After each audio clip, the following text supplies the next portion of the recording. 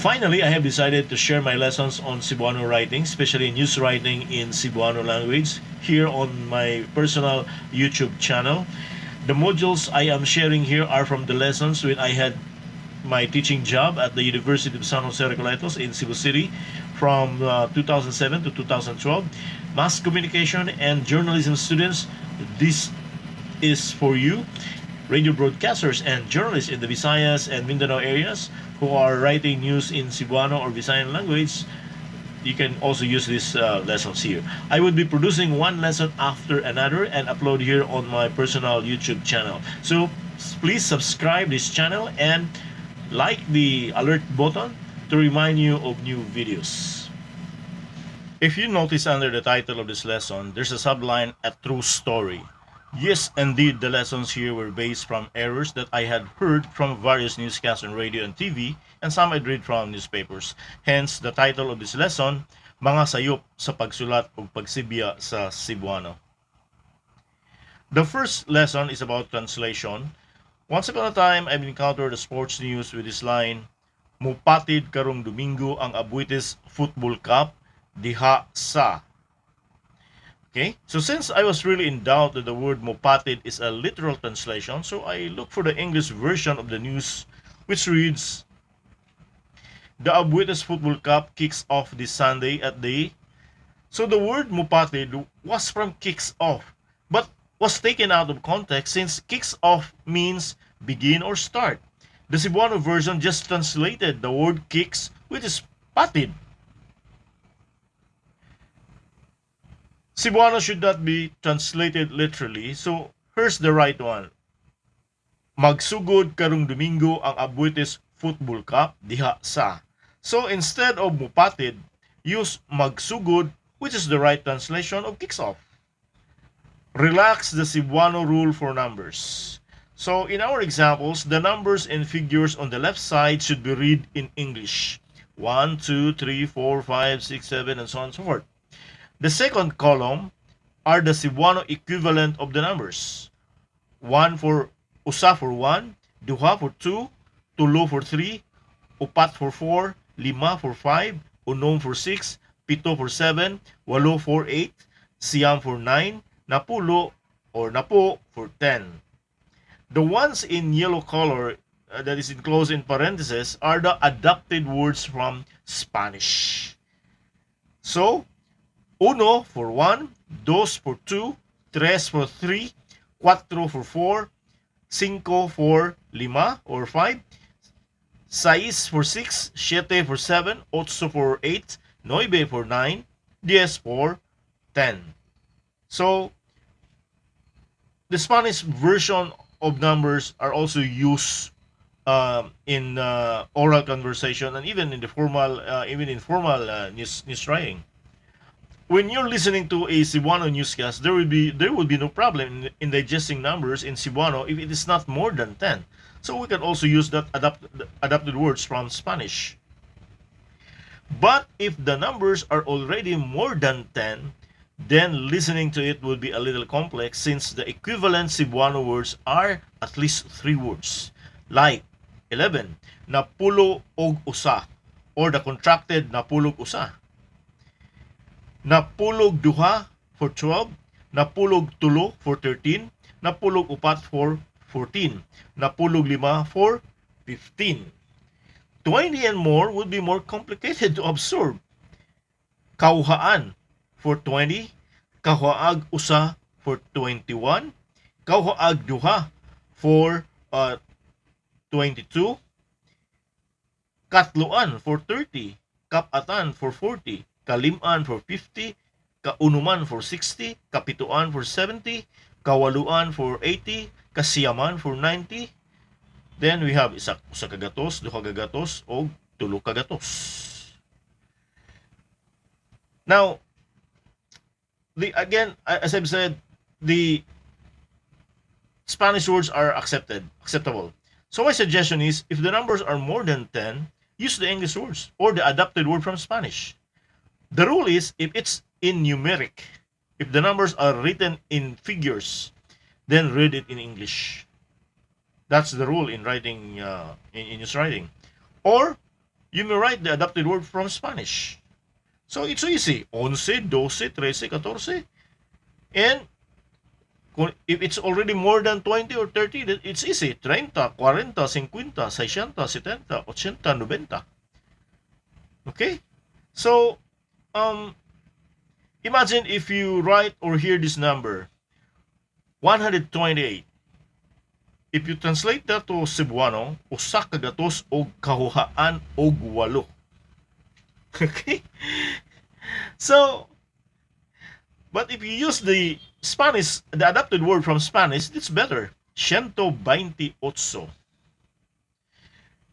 Now, it's more difficult to digest the Cebuano words per year. 1989, for example, is usa ka libo siyam kagatos ug kawaluag siyam katuig. If you are the listener on radio, it's so hard to absorb that. So, the adapted words from Spanish again is better. 1989. So if it's written on numeric, 1989, you read it as English. When we write broadcast news in English, we are told to write attribution first, meaning the name should be first as the doer of the action. In short, this is to follow the subject-verb-object rule. This will make our sentence active, okay, not passive. And when it comes to designation of sources, position and designation should come before the name.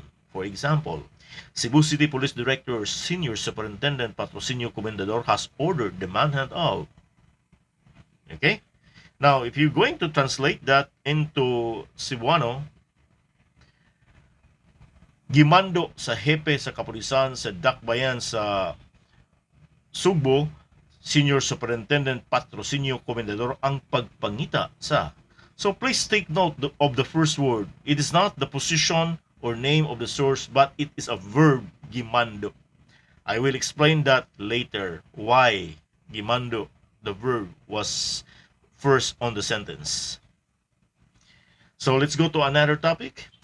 Now, some people or even journalists and broadcasters have this practice of affixing AR or R or or ER to some English words to make it Cebuano. Like for example, the English word accommodate. They add AR to make it Cebuano and sound and read like acomodar. Resolve plus AR, it becomes resolvar. Falsify plus AR equals falsificar. To delay plus AR, dilatar. To delay, okay? Attend plus ER equals attender. Distribute plus ER equals distribuer. Okay? Now, I'm calling this practice as an abuse of using the suffixes. This is wrong. Because there is an exact Cebuano word for these words. Okay? Accommodate, for example, is pagdawat. Resolve is paghusay or pagsulbad. Falsify is illegal nga pag-usab. To delay is paglangan. Attend is pagtagad. Distribute is pag-apod-apod. So, let's avoid using AR or ER because it doesn't make any word, English or Spanish, to become or to be a Cebuano word or Visayan language word. Okay? So next, I am for the use of our Cebuano language and the right way of using it. However, I am liberal when it comes to the use of the language, just like what I told you a while ago about numbers. Here I am suggesting to retain the English words in some of our scripts. Why? If the so-called Cebuano equivalent sounds like the original English words, I strongly suggest use the English word instead. It would be so awkward when you read nightclub, driver, perslab, plus light, overtime, adventure, while on the air. So you would be accused of mispronouncing the words. So retain the English words. Nightclub, driver, first love, flashlight, overtime, adventure. Okay? Next, mga makes the noun after it plural. But it is wrong to say mga kapulisan. Ilabi na sa atong mga kapulisan din ha. This is one example that I have extracted from one of the news scripts years ago. Okay? So this is real, okay? Real practice. Now, it is because kapulisan is one of the collective nouns. It is already plural. Kapulisan, katawhan, kababayenan, kalakinan, kabatanunan, kabumbiruhan, kadagatan, kabukiran, and so on and so forth. So,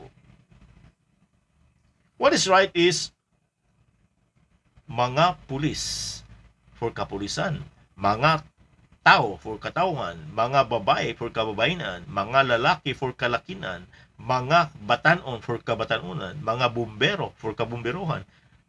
Okay? Mga dagat, mga bukid. So, collective noun in Cebuano is preceded by ka and suffix with an or han, like kabumberohan. Next, just like the English words, the where, when, which, who, why, how, their equivalent Cebuano word should also be used appropriately. Diin or asa, which is where, should be preceded by place. Kanos-a, which is when, should be preceded by time. Nga should be which, kinsa should be who, ngano on the other hand is why, and unsaon is how. This is an example from a TV broadcast. Ang signing sa commitment wall, diin sa hitabo. So diin is preceded by wall. So it's a place. That's correct. Next example. Gitiwas ang hamubong programa kung diin gisugdan kini sa pagbindisyon. Kung diin is wrong. If you translate that, it is if where. Just say diin. So gitiwas ang hamubong programa diin gisugdan kini sa pagbindisyon. Kung diin is copied from the practice in Tagalog kung saan. And we're not Tagalog, okay? There are also useless phrases in English newscasts which have their Cebuano equivalent like sa laing balita. Okay? Why say sa laing balita or in another news when people already knew that you are already reading another news item? Instead, just pause and proceed to the next item. Why say sa laing bahin or meanwhile when again people already knew that you are reading a different story? Samtang is while in English and we all know when to use while.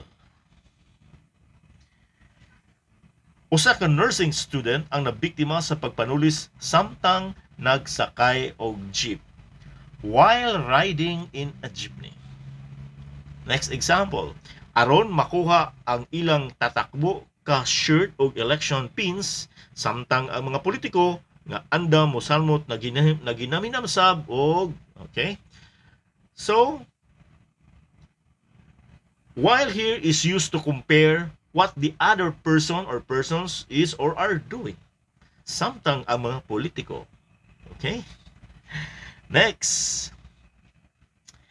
Early in this lesson, my example on no literal translation deals with the SVO format in English sentence structure where the subject or doer of the action is always first.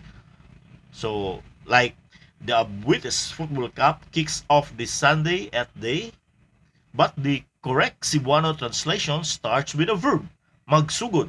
Magsugod karong Domingo ang British Football Cup diha sa.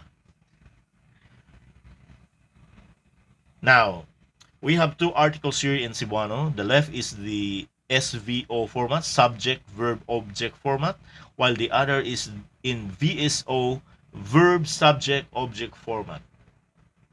And here's an example of VSO format. First, let's read the SVO.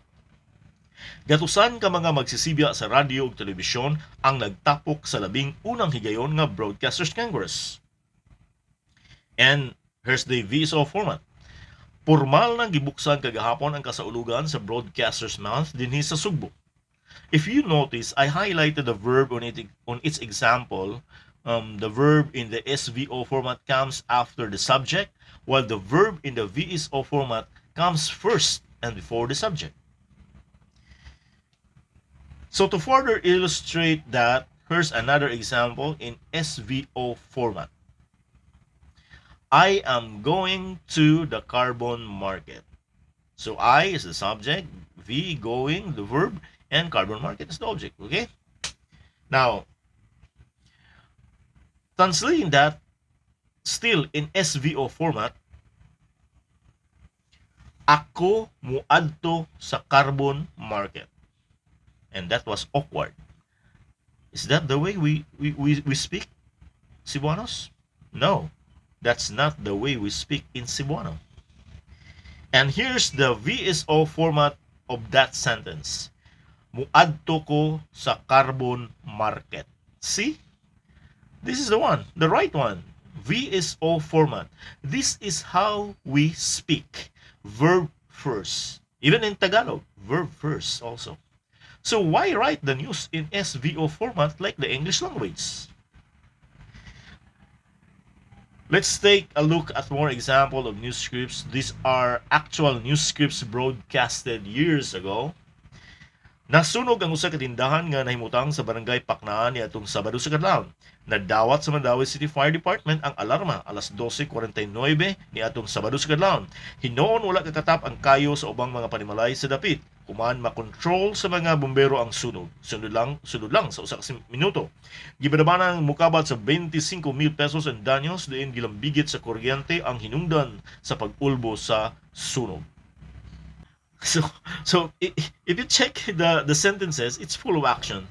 Verbs comes first, then subject, then object.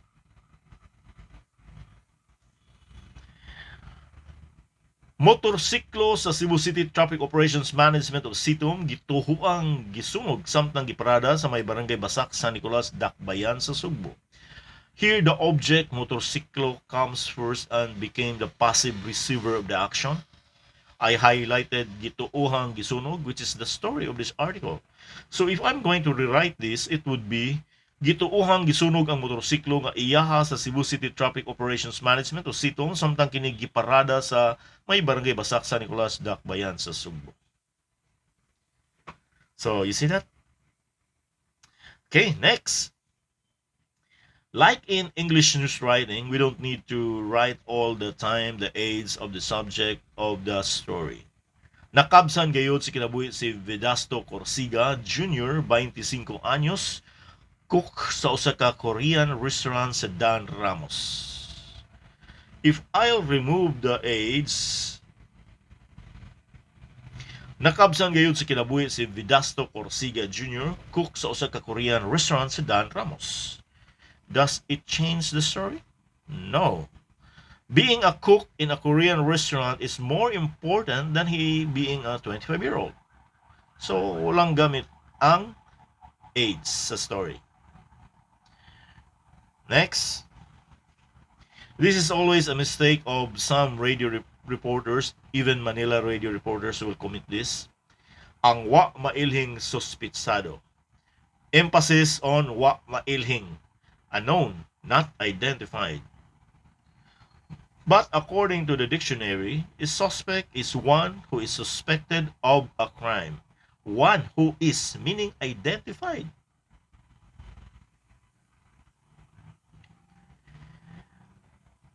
Naglakaw ang duha ka mga biktima gikan sa larsan sa Fuente paingon unta sa ilang pinianan sa Hongkera Extension dihang gitulis sa duha ka wa mailhing mga lalaki sa Dalan Arlington. Emphasis on wa mailhing mga lalaki. Is this correct or not? Yes, it's correct. Since instead of saying wa mailhing suspitsado, it says wa mailhing mga lalaki. Here's another example. We mentioned duha ka suspitsado nga sila si Jonji de la Calzada og laing 17 anyos. So the name is mentioned. The other suspect cannot be named because he is a minor, 17 años. But still, no, he was identified as a 17-year-old.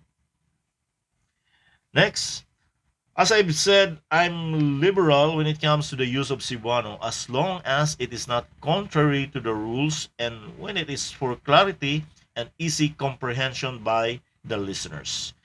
Gikihan ni Banilad Barangay Kapitan Glenn Mercedes si Vice Mayor Carlo Fortuna og malversation of public funds. Malversation of public funds is the name of a crime. So you may not translate that to Cebuano. Now, if you translate that, it is too long. Pagpangawkaw sa pundo sa gobyerno. Okay?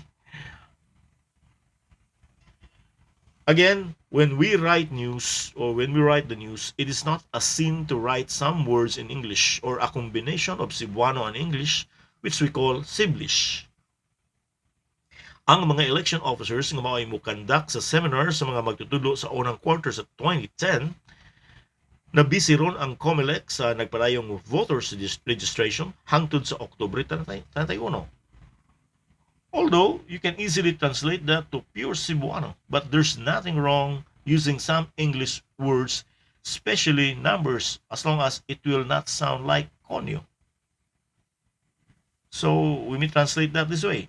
Ang mga election officers nga maoy mo pahigayon sa seminar sa mga magtutulo sa unang tulo ka buwan sa 2010. Na busy.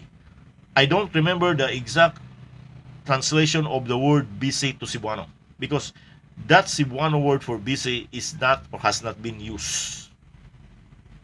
So I don't remember even the word. So you can continue na busy ron ang COMELEC. Or you can say daghan o gitrabaho karon ang COMELEC tungod sa nagpadayong voters registration o tungod sa nagpadayong pagpangrehistro sa mga botante hangtod sa Oktubre 31. So ingon na. Next. So this one sounds sexy. Alang ni John Lloyd, True Love Waits. Ugma na ang showing sa In My Life. Okay? So if you really want to translate that,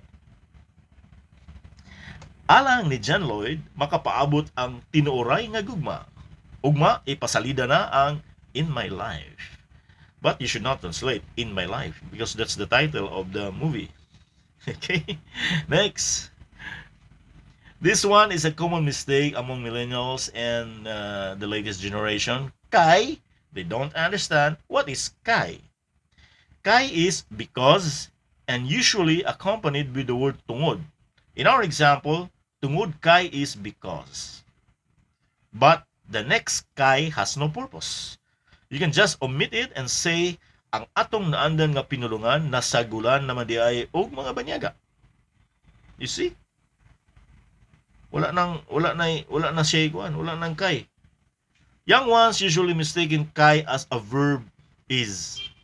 My name is Juan. Okay? But you don't say ang akong ngalan kay Juan. Instead, just say ang akong ngalan Juan. The color of my car is blue.